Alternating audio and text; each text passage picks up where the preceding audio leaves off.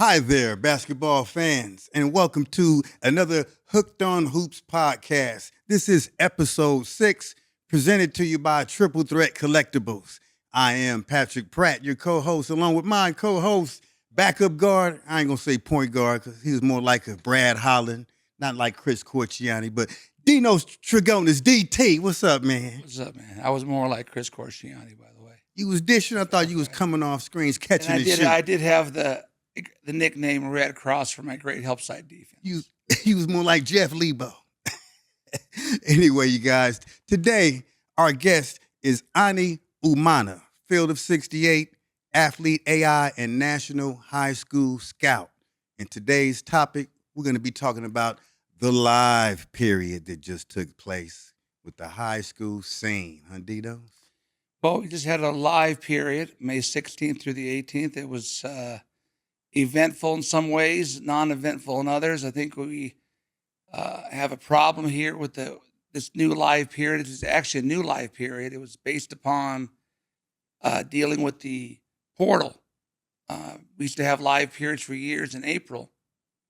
And because of all the portal activity, the college coaches decided it was best to move it back a month to let the portal dust settle and to give them a chance to deal with that and then focus on the high school. But this particular week in May, I think is problematic.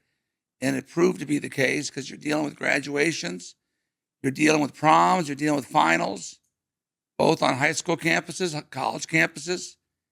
And there probably needs to be another adjustment. I would recommend maybe first week in May might be the compromise. But anyway, we had a one live period. There seemed like 9,000 circuits going on. Coaches were out actually to some degree, and we'll talk about that in a second. I was running my Pangos Terrific 24, literally 0.3 miles from Nike, EYBL in Memphis. I was able to catch some of that too because of my proximity to the action. Okay. And Ani was at both the Under Armour in Cincinnati, northern suburbs of Cincinnati. I believe it's Hamilton Heights, I believe, Ani. And then also in Wichita, Kansas, which is not exactly my favorite destination city for the next pro/Puma. What's wrong with the weed shockers? And apparently Wichita State had graduation that weekend too, which was, I'm sure, to the delight of all the teams that were staying there paying inflated hotel prices. And there we have it. Ani, let's talk about what you saw out there. Any new names, any confirmations of guys that you were already on the track of, radar of? What do you think? Yeah, I'll start with Under Armour first. Swing Costello for Middlesex Magic, 226. He's a forward, about 6'9", 6'10", from the Newman School. And man, like he shot the piss out of it. He was rebounding, playing hard. You know, guys that are 6'10" and can move and can make shots, they're highly coveted in the Division I space. So I'm really high on him. I think his recruitment will really see like a jump. That sounds a lot to me. That sounds a lot to me like a Danny Wolf type guy from Michigan. Yeah. He doesn't make as much as those dangerous passes that Danny Wolf but just someone that tall, that skilled, can really shoot it, got feel and plays hard. You know, he's got to put some weight on him. I think he's going to be a really, really talented player and a really good college basketball player. Then the next one I would say is Kingston Whitty from Pro 1, about 6'2". He's a guard. He really shoots it. I mean, it's like off movement, off the dribble, stand still, seen him come off ball screens and just really make the right read. Seen him make some few bother-in plays. Like, I mean, he's not just like a crazy athlete, but he's a good enough athlete. I know he's been seeing like more low to mid-major like recruitment, but I think he's someone that could really be a high major player. I've been talking to a couple Power 5 schools about him, and they were really impressed with him. So I say Quinn Costello and Kingston Whitty really stood out. But like with Under Armour, it's that 2028 class that I think could be special. You know, when you talk about Aiden Diggs, 6'4" guard out of Cali, plays for All in the League, and then what's my man? Quentin Wilson out of Florida, that Xavier Young out of Texas, who's a big man that just turned 15 in March. Really talented, catches everything, finishes, got real feel. Ty Bell, the son of Rajah Bell, really skilled player. Like what I like about him, he has high feel, but like he has like an old school guard game. You know, when the guard's trying to get in your personal space, he'll start like posting them up and then letting that like generate like angles where he can drive or kind of get his shot off. I was really Yeah, I impressed think with Ty that. Bell's got special potential. Reminds me a lot of Jalen Suggs, kind of a dynamic two-way guard, makes plays.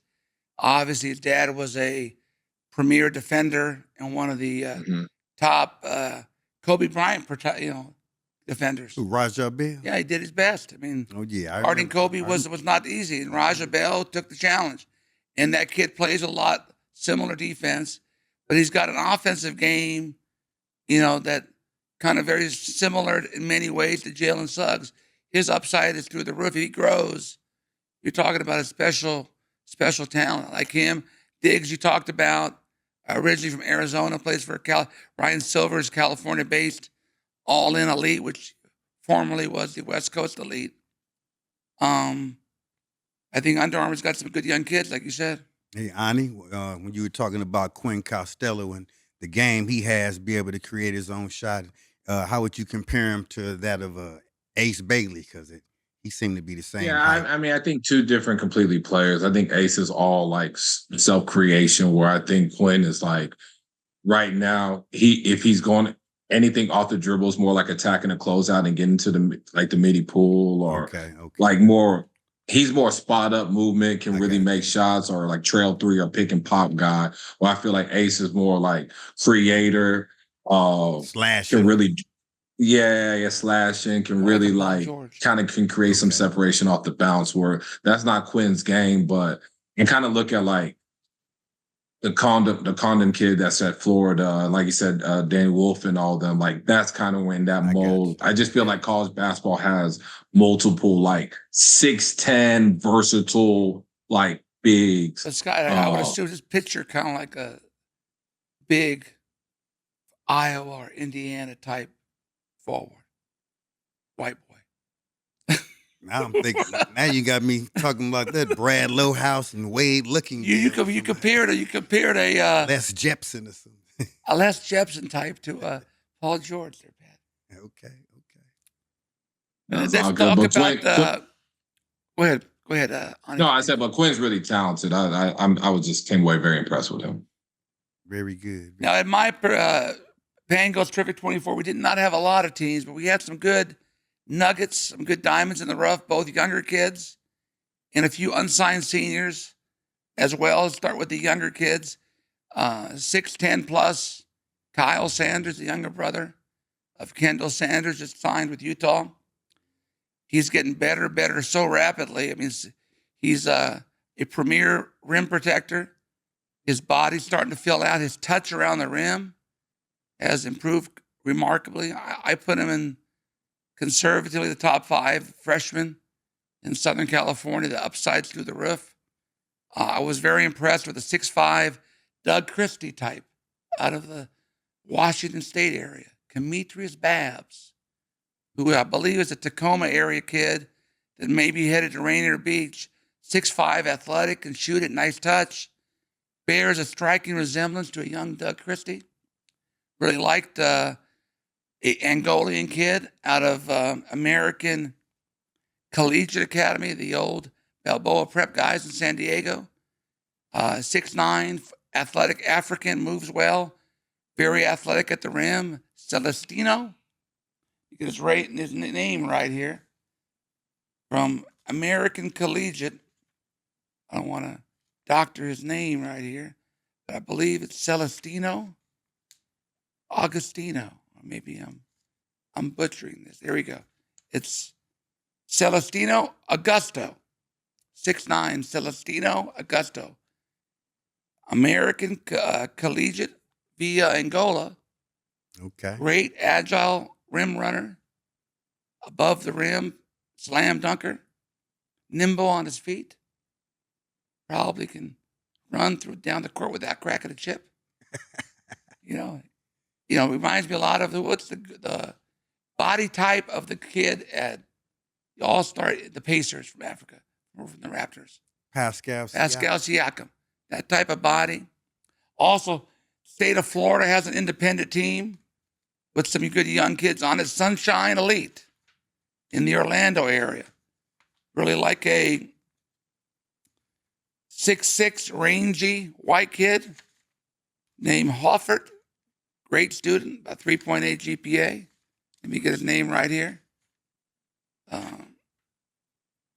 And they had a little guard on that team. Here we go. Bryce Hoffert, 6'6" shooter, like a Craig Elo type, athletic, deceptively athletic at the rim. Sneaky athletic. Okay. Good shooter, good passer, great passer. Got a little guard on that team, somewhat undersized. Corey McPherson, a little jitterbug guard, can really score, hard to guard. Off the dribble, Corey McPherson. Jeremiah Williams, 6'7", athletic big kid on that team. Then we had a couple of unsigned guys. Kenyon DeMunick, 31-point game. I remember. He officially visited Sacramento State and Mike Bibby a week or so ago. 6'9", runs, still raw in many ways. He's got an unorthodox but accurate three-point shot. Has some unusually deceptive, oh no, oh yes type moves in the paint. Oh, in the paint. Okay. And on the perimeter, much to my heart pressure, much to at times to my disliking. He got some good footwork. But he's got footwork. Okay, he's a Kevin McCare on the very athletic, rim protector. Caspian Jones out of St. Mary's, high school teammate of Cameron Williams, that for Adidas that had a good weekend. Apparently in Council Bluffs, Iowa. How's Kaz been playing? Kaz is offensively minded. Yeah. Needs to pick it up on the defensive end. Okay. Great offensive instincts.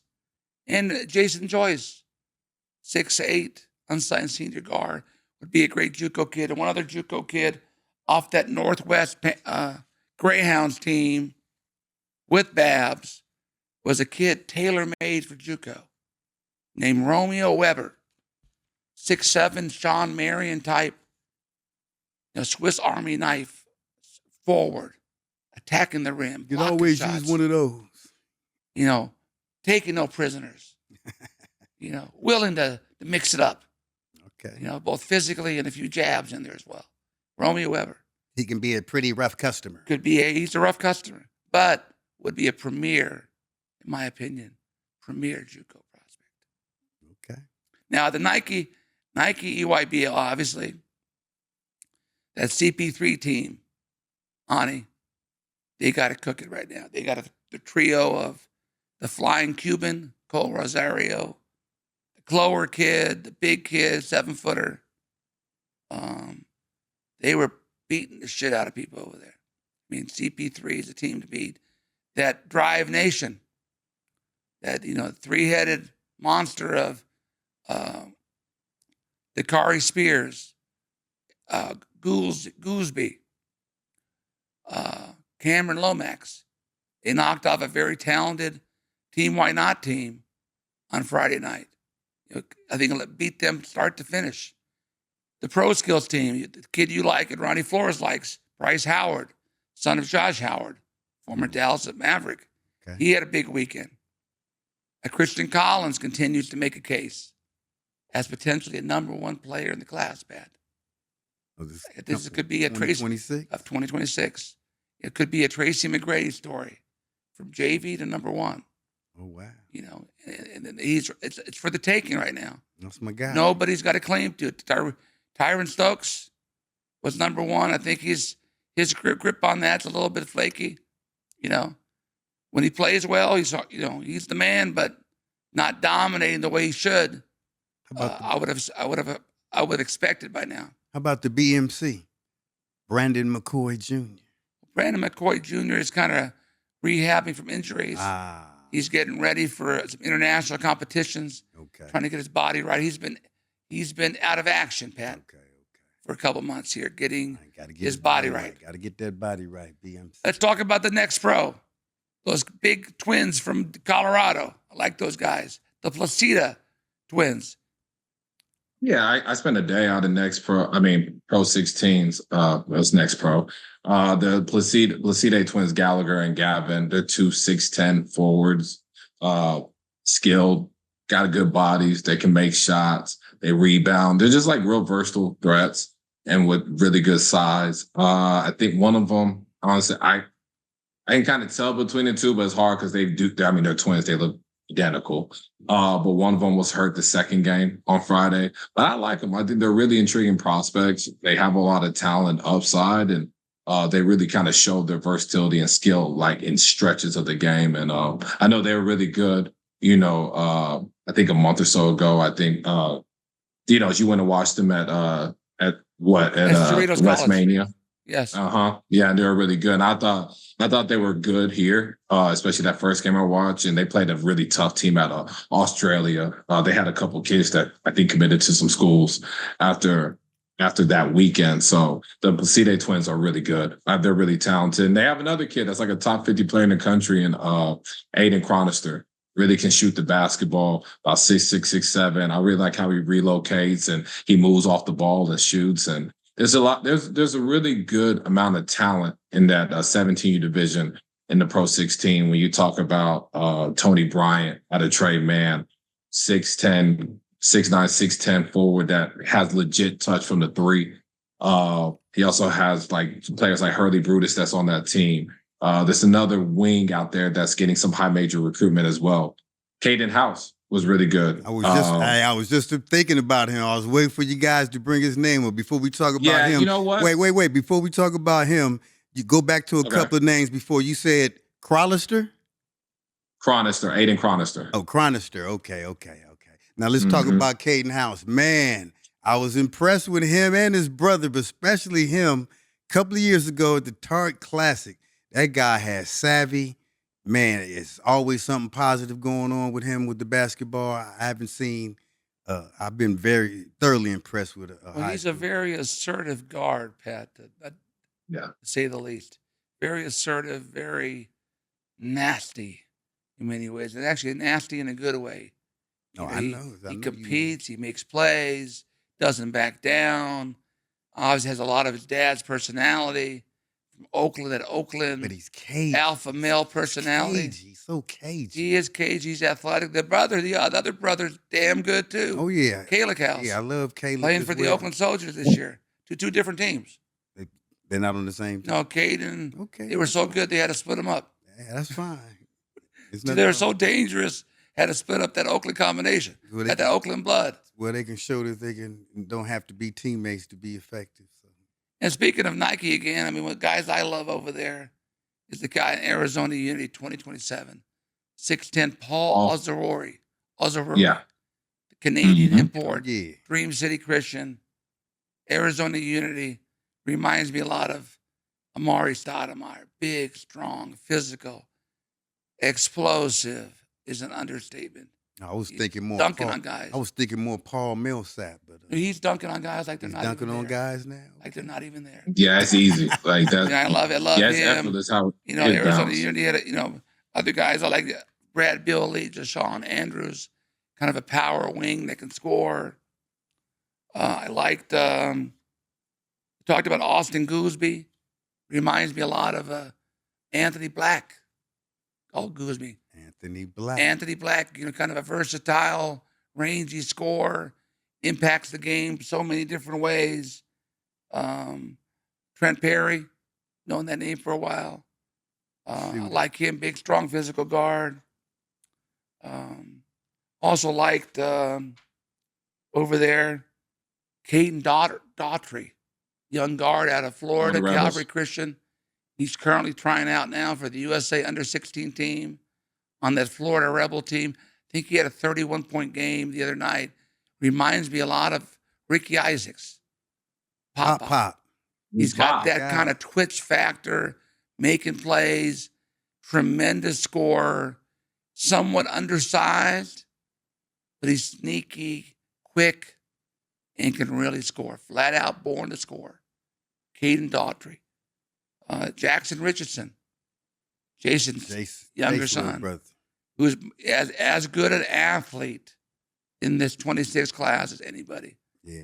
His reminds a lot of Eddie Jones. I saw that coming. Slinky, reverse me. He's doing stuff now that's pros are doing. And as he fills out, his brother's going to be in the first round this year. He's as athletic as his brother is. Jace. He's even a better athlete, in my opinion, than the brother. Oh, yeah. And has, not to take anything away from the older brother. Not at all. From Michigan State. I think the younger one's a better NBA prospect. He's bigger, he's longer. Well, body-wise, let's see if his game. He's a defensive playmaker. He may be the best defensive player in the class. Christian Gibson had another good weekend. He was inconsistent when I saw him in Mesa, Arizona. He was putting points on the board now for Houston Hoops. It seems like that team has stabilized a little bit from when they started. Indy Heat. Marcus Johnson, heralded guard there. I know Ronnie is not as high on him as some others, but he had some good offensive performances. Is that the same Houston Hoops with Rashard Lewis? Yes, of course, yeah. Yeah. Jet Academy. Now they're struggling in the win column, but that team is loaded. I mean, Kevin Thomas, big, tall, physical, forward. We got Jerron Salisbury. He's right up there as a top athlete in that class out of Norcross, Georgia. As a keeper, Jackson. That Malloy Smith. Kenny Smith's son. He's actually improved a lot. Jamal Jones. That team is loaded. Named after Archbishop Malloy. Like Elijah Williams. I think he's improved tremendously. Yes. Son of Monty Williams. Oh, okay. NBA coach. His son's a big wing, smooth wing, very polished scorer. Great potential. Who else do you like on that JL3 team? Ani? I would say Aziz Olajuwon, Hakeem Olajuwon's son. I just saw some footage on him. A 6'5", 6'6", athletic, makes shots, plays hard. He's starting to kind of put it together, especially as the school season was going. And now, like I thought in Arizona, he had flashes. And but I was really intrigued by just his skill and just his athleticism and the upside. And then I heard he was actually pretty good in Memphis. So yeah, that's promising to hear just how he just continued just to progress. Yes, I told my son he wasn't going to be tall like me, so he has to learn to play the wing or play more like me, but a smaller version of Hakeem the Dream Olajuwon. Well, the mom must be real small. How'd the kid get so small? Hakeem is so big. Anyway, the Mocan team is very talented. I like that team. Jalen Montanati, one of the better face-up shooting wings in that class. Cheating to Wingy. Cheaty. I mispronounced his name, obviously. Cheaty. But I like him. He's known him since the 9th grade year. Ethan Taylor, 7 foot like long Ethan. wing. E.T. He's got tremendous upside. Tristan Reed, another guy I marked off as a guy to keep an eye on. Knight Riders. Caleb Gaskinson, big physical athletic wing out of Columbus. Knight Riders. Your guy Manny Green. He's another guy. Is it Manny Green? Yeah, Manny Green. Yeah, Manny Green. I like Manny. Yeah, and then we got the Lightning, Jada Swan, the off Jada guard. Swan, yeah. Jada Swan. Go to the New York Rens. They got the my guy though, the wing out of Archbishop Stepanak, Josiah Jervis. I apologize. Yeah, Jervis. Yeah, I got to take a real good look at him. He's one of the better scoring wings in the league. That team, on paper, wasn't very good to start the year, but my guys, Oswald Cross and JR, I don't know how they do it over there. They put together a team to rival their arch nemesis and good friend Munch at PSA Cardinal. Okay. That's like the Celtics, like the Red Sox and the Yankees over there. Basketball-wise, you got PSA. He ain't lying. Dylan Mingo. Reminds me of Tyrese Maxey. Reminds Munch of Shea Gildas Alexander. Okay. But I don't quite buy that comparison yet. I like Tyrese Maxey, which is a good comparison. All-star guard. Listen, Mingo's someone that is going to challenge me number one player in the country. I think so too. Big guard, long. I like to see him be a little bit more consistent. He's talented. Yeah. Julius Event on that team, kind of a blue-collar power forward, like him. Like some of the other guys, the Munch guys. What about anybody else you like at Nike? We talked about the usual suspects here. Right. Yeah, you kind of hit a lot of them. I'm trying to think who I saw. I caught a couple games of that EYCL. Okay. What'd you think? There's a kid that's kind of creating some buzz out of Ohio, out of the Cleveland area, I think. He was on that Ohio Buckets team. Jason Singleton, 6'4" guard. When I went over there to take a quick look, I didn't see much of the entire game, but I did see UCLA there watching. I saw Matt Painter from Purdue there watching. Several other P4 coaches were watching. And one of my sources in Ohio tells me that Duke is actually keeping an eye on him as well. He was good. The kid on Trae Young's team, the Legends, the guard, was it Bryce Dixon? Yeah, Bryce Dixon. He's a good, strong, tough, physical guard. The team final, they do a good job year in and year out. Luka Foster, Sammy Jackson, Aiden Durkak are names to keep an eye on. Team Hero, Tyler Hero's team. The point guard, quick, he was the Bengals last year. Jaden Moore was very good. Vaughn Carvalho, 6'7" wing shooter. There's some good talent, but you can, I can't be remiss not to include two of the best players in the league, Jordan Smith from Paul VI and Q, Quaid, and Samuels out of Bishop McNamara, who reminds me a lot of Taylor Horton Tucker. Kind of a guy, he doesn't quite look the part. You give him a foot, you're getting dunked on. The THT. You give him some space, he's bearing that three. He's a playmaker, and he's somebody who's quickly rising in the 2026 class, in their younger levels too. But I think part of the issue here too, with Nike being considered to be somewhat down, is you have this influx of massive number of people having these circuits. Now, obviously, Nike has had this circuit for many years, and that's a true circuit, although they've kind of dabbled now into the pay-for-play angle with this EYCL, even though there are some good players in that as well. Adidas has some good players, but they've kind of diluted their own product by having this Adidas Gold, causing further dilution. And then you have Under Armour, who in my opinion was better when they first started than they are today. Because that Under Armour rise is diluting what they're doing. And then you have the upstart Next Pro that is basically a pay-for-play league with a little bit of eye candy sprinkled at the top. And then the P32 that's trying to get going, but it's having a hard time because not to Josh Woodson's fault.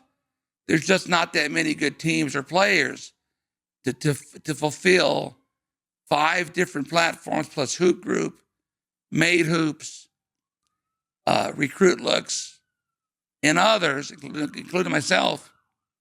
There's not that much talent. And you further, I think, do a disservice to your own circuit by these age group classifications. Because before, 30 years ago, Pat, when Sonny Vaccaro brought the big time to Vegas, there was one division. There was 300 teams played in that division. If you were a young team, you were drawing a monster team first round. If you wanted to smoke, right, you were going to get the smoke or stay home. Now I think this 15, 16, 17s is kind of a byproduct of what originally started as an AAU type thing. When the AAU, the organization, the pro forma organization, which is still around, but much more prevalent than it is today, where they had these age groups. But what you're seeing now, these age groups are really more grade groups, because you got 17-year-olds playing 15 and under. You got 18-year-olds playing 16 and under. You got 20-year-olds playing 17 and under.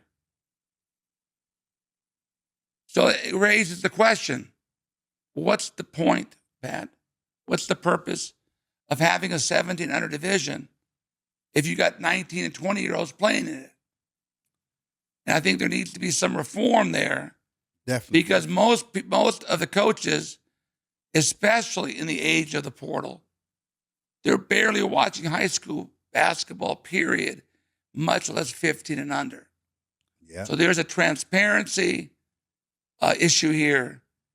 That parents think they're being evaluated, and all they're doing is they're having their checkbook out. To tell the truth here, they're being fleeced to a large degree. What you think about that, Ani? Yeah, I think it just needs to be more grade based. You are seeing like 16-year-olds playing 15U, 17s playing, or some playing 16s. I've heard of 18-year-olds playing 16s. It's kind of wild. But I do think it just needs to be grade based. Or, there definitely needs to be a reform, because it's like, oh, he's playing 15U and he's killing, but he's like a year.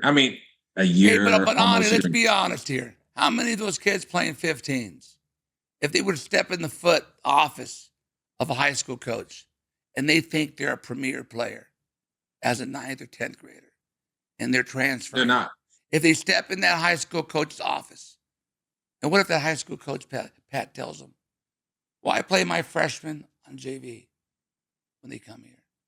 They would get right back up, Ani, and go out. So why are they doing that on the AAU level? That's the question. If you think you're a varsity player, like Brandon Jennings, DeMar DeRozan, I coached Drew Holiday as a 9th grader. Not only did he play 17s, he started on 17s. Right? Whether he took his lumps or not. And we got to get away from this bullshit, Pat, of hiding behind your grade. When you get to college, Ani, you got a 25-year-old waiting for you. So how is this system right now preparing you for this new era of college basketball? I saw Doug Gottlieb just sign a 29-year-old, for God's sakes, man. Well, Chad Baker Mazzara has one more year left at 27. How are you going to prepare yourself as 18 and 19 and 20 if you're scared to compete, Pat, against older guys? If you think you're that dude, if you're not that dude, then develop. Man, guys that think you think you're that dude, if you think you're a high major player in 9th or 10th grade, you have no business playing less than 17 and under. Well, Dinos, yeah, go ahead. And one last thing. I say this: you're right. You are right. But I guess if I'm looking at now that I've kind of gotten to talk to a lot of program directors, it's like, okay, if you bring that one kid that it really is supposed to be a dude and you play him up, not saying this is right. I'm just giving you the kind of mind that those program directors are. They're like, the other freshmen is like, why is he playing up? They may lose kids because you played that kid up and you didn't play them. Well, that's the problem. That's the problem, because they care more about winning some mythical peach jam at 17 when there's 20-year-olds playing than they are about developing talent. What's the purpose of AAU? Is the purpose just to win and to keeping? I know why they do it, man. I know why they do it. You know why they do it. Right. But it's not right. It's not preparing them fully.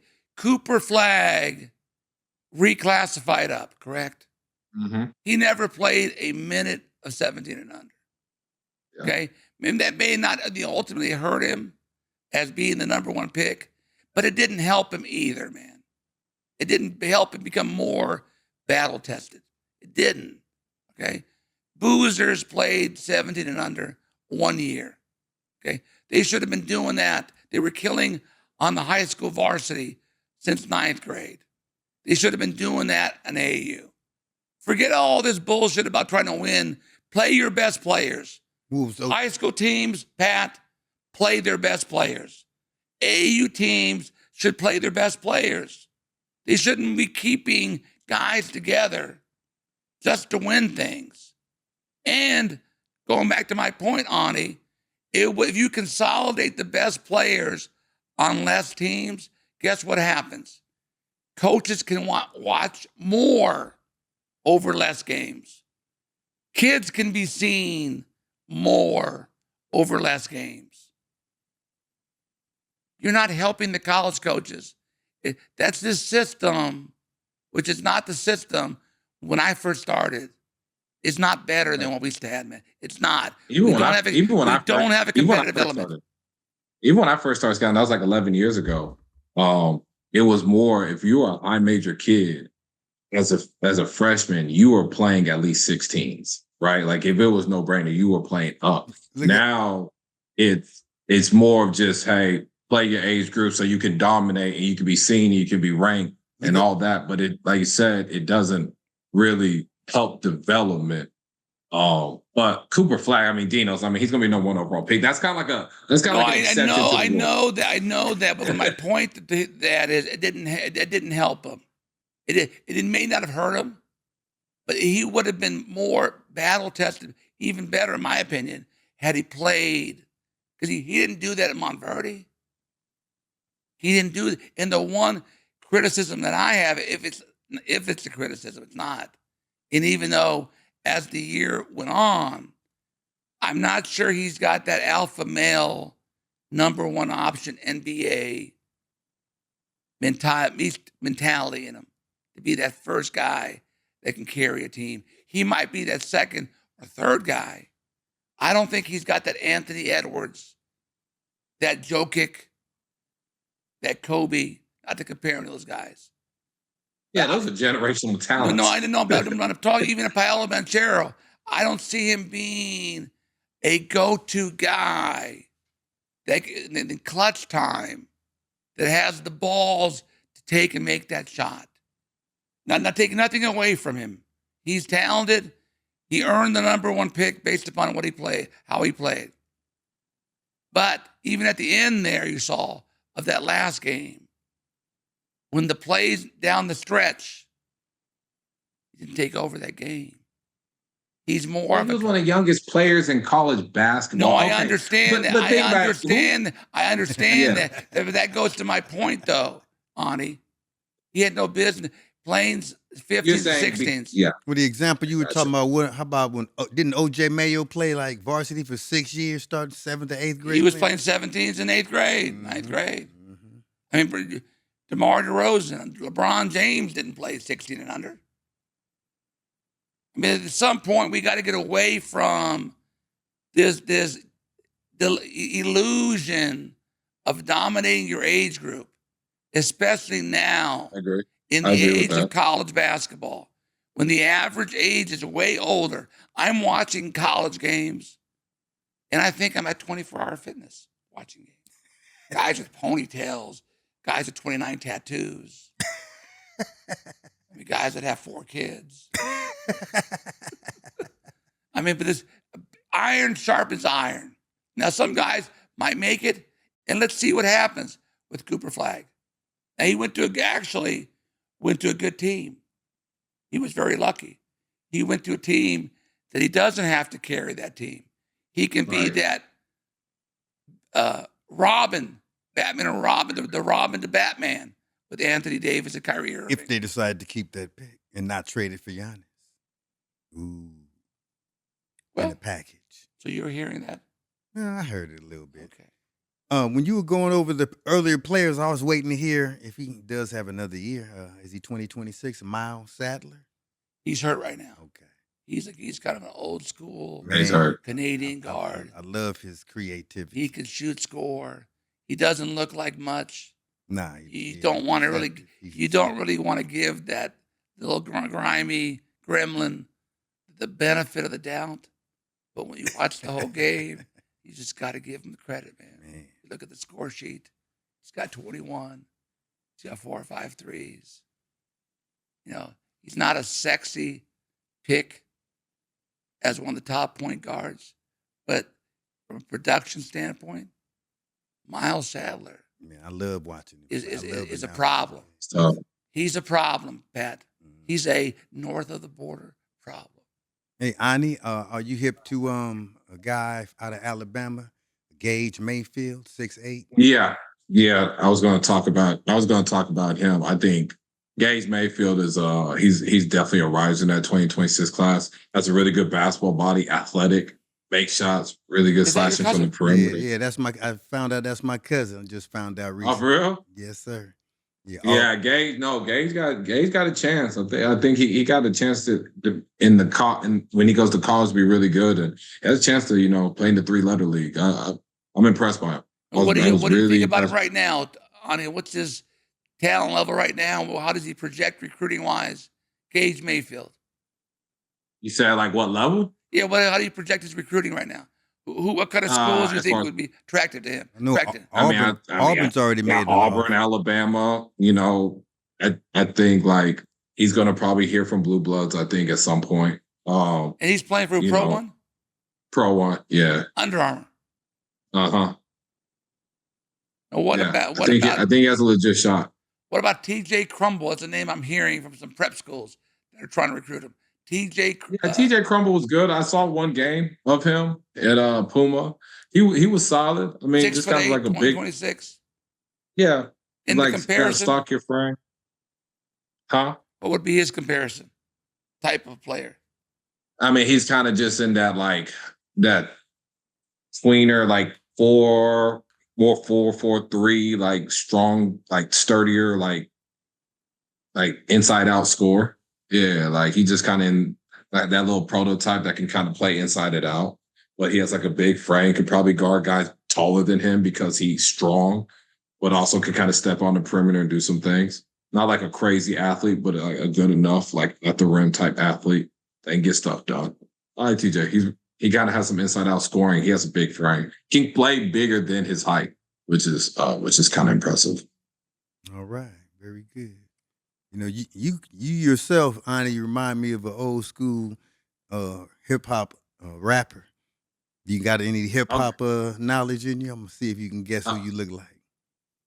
That I sound like? No, you look like you. Resemble. Yeah, with the glasses Okay, and the beard. I have no. I want to hear this. I don't know. Look at it. But I want to hear this. De La Soul De La plus Soul. one Oh, pasta shit. news. It's just me, myself, and I. De La Soul. Let's go. Oh, Yeah, look him yo, up. no. My sister used to play that. Play De La Soul. Hey, and I was Ani, like, Pat will be in Vegas not. at the Pangos camp, and he might have to buy him a suit to help join us at the Blue Martini Lounge for BME. yeah, you gotta Sunday join night. us at BME. You gotta join us You gotta BME. join us at BME. Sun- You ain't never been to BME. You gotta join us BME Sundays. Let's go. Okay. After camp. Camp one, Yeah. BME. Wow. Okay, very good. Now, Pangos Okay, you camp. gotta roll with this. Speaking of the Pangos camp coming up June 1st through the 3rd, Bishop Gorman. High school shaping up is pretty good right now. Christian Collins, Dylan Mingo, Ikenna Alozie. Another guy we haven't talked about, Gary Grant type guard. The general. Utah prospects, goes to school in Arizona. Great defender, can make shots. Another kid on that team you saw in Vegas at the Tarkanian Classic, Dean Ruckert. Dean Rucker. Okay. Who would you compare him to? Kind of a Utah Jazz type of player. I'm trying to recollect him. 6'7", athletic white kid, can shoot it. Dean Ruckert. Oh, then he's a Pace Mannion type thing. He's there it is. Pace Mannion. He's a younger version of Pace Manning. Our good friend, Pace Manning. What's up, Pace? He's out there. How's Father of Nico Nico doing? Manning. How's Nico doing? I think Nico's in Italy right now, playing in the first division there. We have the Euro League Final Four in not Dubai, Abu Dhabi. In Abu Dhabi. This week coming up. Final Four, you got number 1 seed Olympiacos with a couple guys that we know, Nigel Goss-Williams, Tyler Dorsey. They're playing Monaco with Mike James, among other players. That's one semifinal. Then you got the second Greek team, Panathinaikos, with Kendrick Nunn, former Miami Heat. In Laker. Even though he never got He was EuroLeague MVP this year, Pat. Okay. Kendrick Nunn. Wondering He's what the happened. highest paid. He's the first or second highest paid player in Europe right now. Oh, wow. He's killing it right now. Lefty. Too. And they play Fenerbahce. Fenerbahce from Turkey that has your favorite modern-day Wisconsin player, Nigel Hayes, playing big minutes for Fenerbahce. So in the Final Four there, you got a Greek flavor. I have to admit my pride here. You got 2 out of the 4 teams are Greek, and 3 out of the 4 head coaches are Greek. All right, represent Greek. So we know our hoops. Well, you know who Dino's pulling for. Yeah, you got a few horses in the. I got 3 Greeks in the race as coaches. The head coach of Monaco is Greek. No, you can't. Spanoulis. You heard the name, right? Mm-hmm. Draymond Green patterns his strategy after Spanoulis action. You've heard that term, right? It's an NBA. It's an NBA play. It's because it was taken after this guy's European playing days. It's called Spanoulis action. Okay. And I wish I had a drawing board to further explain it in a more cognizant way. Hey, Dinos, I want you to draw like J.J. Redick was with LeBron. I can't. And we don't have a big board like Kenny Smith does on TNT right now. We're going to have to work on that here soon where I can run to the board here and demonstrate. Don't fall. But we got Spanoulis coaching Monaco. We got Bartsokas coaching the Olympic coach. I stand corrected. 2 out of the 4 teams are Greek coaches. Okay. We actually, one of the Greek teams has, which would appear to be somewhat of a weird deal, has a Turkish coach. Oh. So the Panathinaikos has I forgot the guy's name. I can't pronounce it. He's the top coaches in Europe. Right? So you got a Turk coaching Panathinaikos. You got a Greek coaching Monaco. And you got a lot of these different things that are playing out there. But the Euro Final Four, man, that's why there's a reason why the NBA, Pat, is trying to get into Europe. You already know. Ain't Mehmet Okur, wasn't he Turkish? Because the crowd energy, the interest in these games. Well, yeah, just like it's going to be like them soccer matches. But going to Pangos, Dylan Mingo, McKenna, Christian Collins, several others. Actually, Gage Mayfield could be a late invite here. All right. You better get on the phone here to Alabama. He might be the lone representative for the sleeper. Send him in. We're gonna go see your cousin. Have the tie. It's going to be a family affair. Hey, he got peoples in Vegas. Let me know. See, it's going to be and also Sunday night. Tell his peoples if they're hip, they want interested in the BME action. We can head over to Blue Martini. Oh, you talking about that? Okay. See, that's the appetizer. They'll be down for that. Yeah, that's the appetizer. And after we're late, we're going over to Eddie's spot. Okay, for the late night meal. Call him after the show, see what they got to say about it. And Ronnie Flores will have his shirt nice and pressed for Blue Martini. Oh, yeah. Buttoned up and everything. Wow. All right, that appears to wrap up the show, Pat. All right, we're going to wrap up episode 6. It's been our pleasure to have Ani Umana talking about some high school hoops and the viewing period we just had. So good to have you. AU. Oh yeah, it was good. It was good to be on, man. Dinos, why you had to wait 6 episodes to bring me on, man? I couldn't bump Don Showalter, Sonny Vaccaro, Fran Francilla, Seth Grieber, Van Coleman, Frank Burleson. I had a certain okay. You know what? Certain pecking order there. Okay, and yeah, Crispin yeah. Pete. I respect that. You I in the respect top? that. You I in the respect top 10? You in the top 10? That's right. No, I'm like one of them kids. I should be number one. Like you're I'm a still lottery bad. pick. You're number 6, man. You can take it to your resume now. All right, basketball fans. Until next time, keep watching hoops right here. Hooked on Hoops.